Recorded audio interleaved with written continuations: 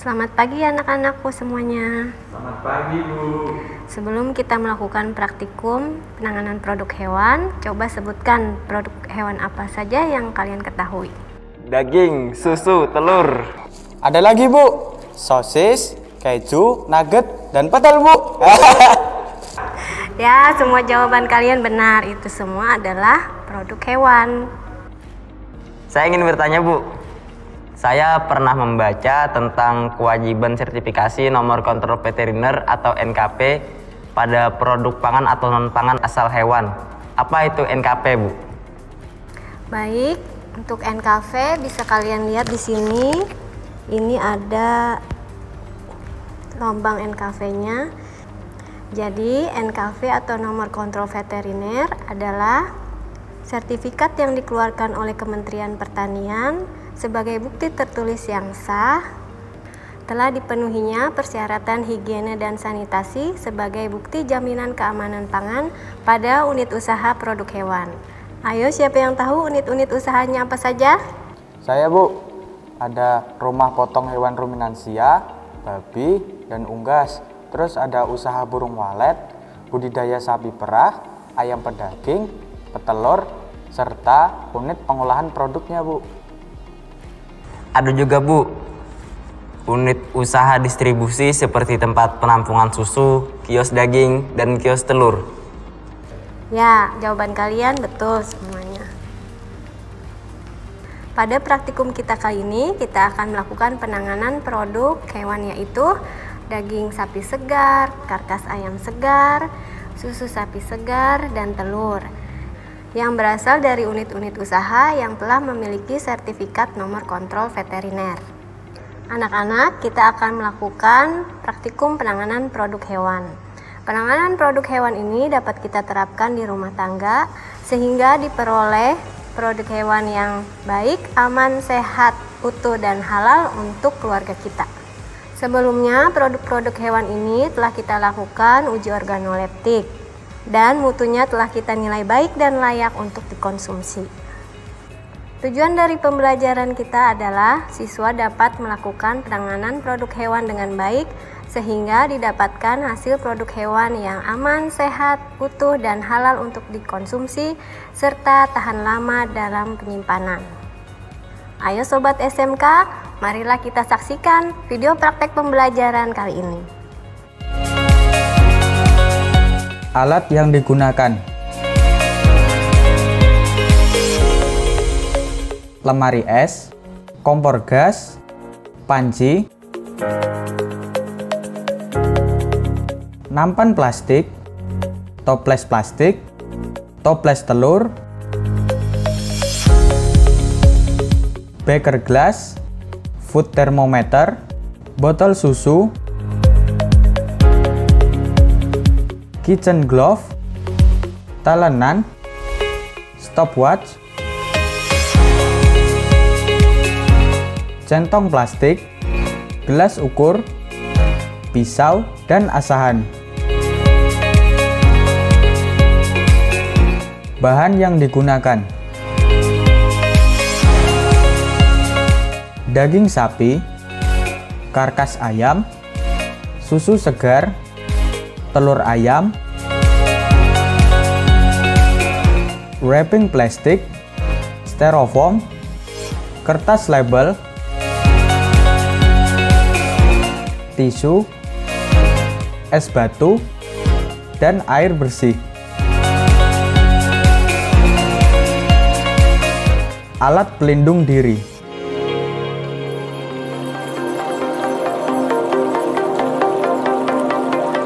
baju lab,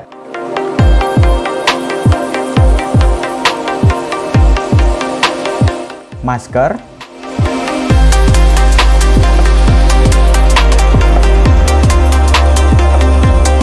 kacamata bening,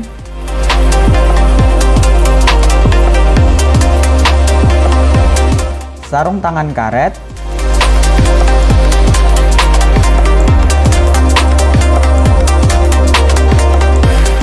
dan sepatu lab.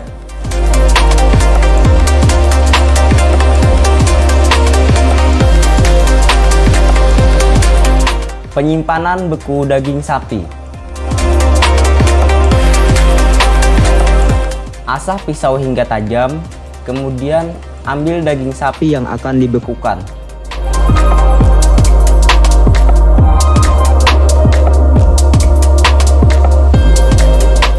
Karena daging segar tidak boleh dicuci, maka bersihkan dengan menggunakan tisu pada permukaan daging yang kotor.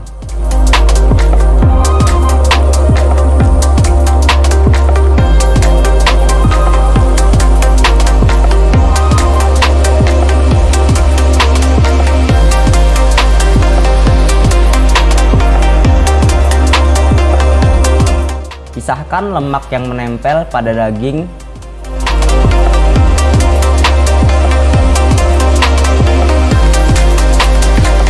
Lalu iris daging sesuai dengan ukuran konsumsi.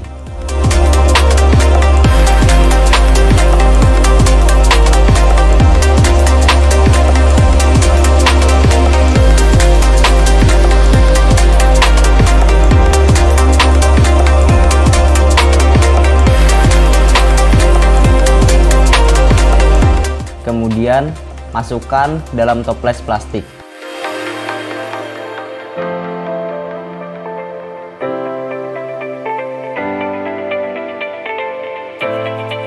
Pasang label dan tulis tanggal pengemasan.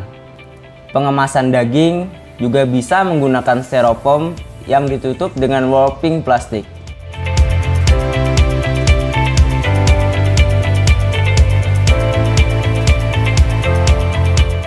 Masukkan kemasan daging ke dalam freezer untuk penyimpanan jangka lama. Daging tahan disimpan selama lebih dari 6 bulan. Sebelum diolah, pindahkan daging beku ke dalam chiller.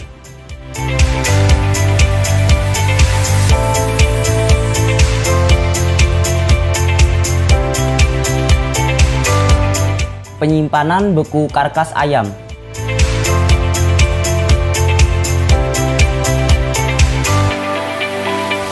Cuci karkas ayam dengan air mengalir dan bersihkan bulu dan kotoran yang menempel.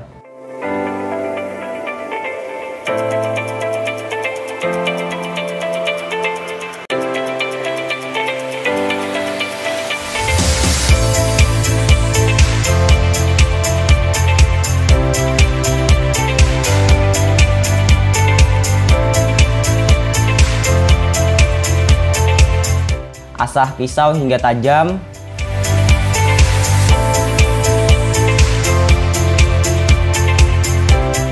Kemudian potong karkas ayam menjadi 4 bagian.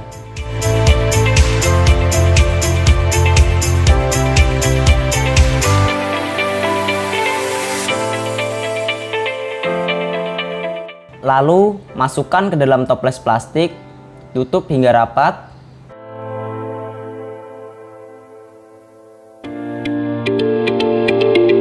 Pasang label dan tulis tanggal pengemasan.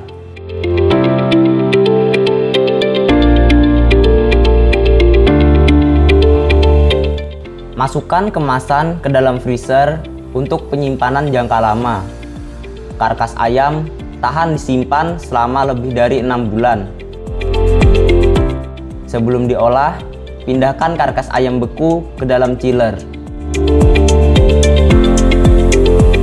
Pasteurisasi susu sapi segar. Siapkan air sebanyak 1 liter, kemudian tuang ke dalam panci besar. Berikutnya, tuangkan susu segar sebanyak 1 liter ke dalam panci kecil. Masukkan panci kecil yang berisi susu ke dalam panci besar yang berisi air. Nyalakan api sedang dan aduk secara perlahan. Kemudian ukur dengan food thermometer hingga suhu mencapai 72 derajat Celcius selama 15 detik.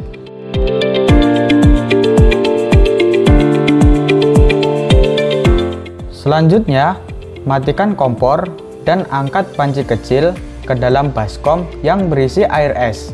sampai suhu susu turun menjadi 26 derajat Celcius.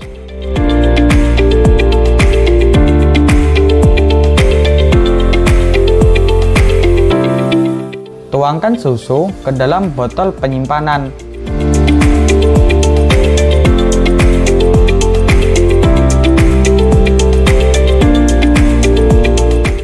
Lalu, berikan label tanggal pengemasan pada botol.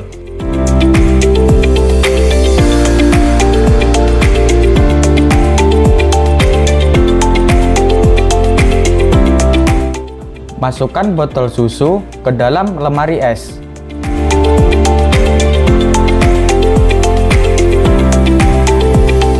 Pengemasan telur ayam.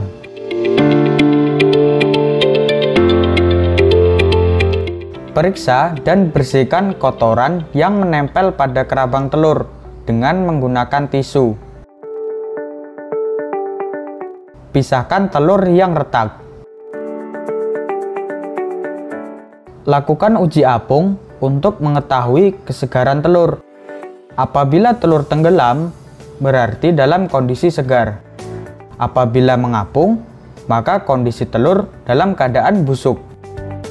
Masukkan ke dalam toples telur dengan posisi ujung lancip telur pada bagian bawah, sehingga telur dapat disimpan dalam jangka waktu lama.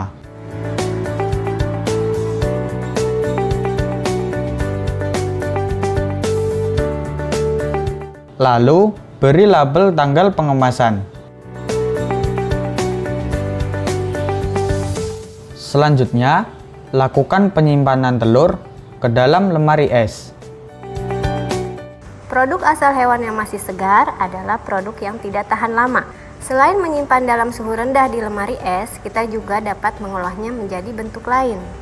Untuk daging, dibuat menjadi dendeng, sosis, daging asap, pentol, dan nugget. Telur itik bisa dibuat menjadi telur asin. Susu dibuat menjadi keju, dadi, dan yogurt. Semoga video pembelajaran melakukan penanganan produk hewan ini dapat bermanfaat bagi sobat SMK sekalian. Sampai jumpa di video pembelajaran selanjutnya. SMK bisa, SMK hebat!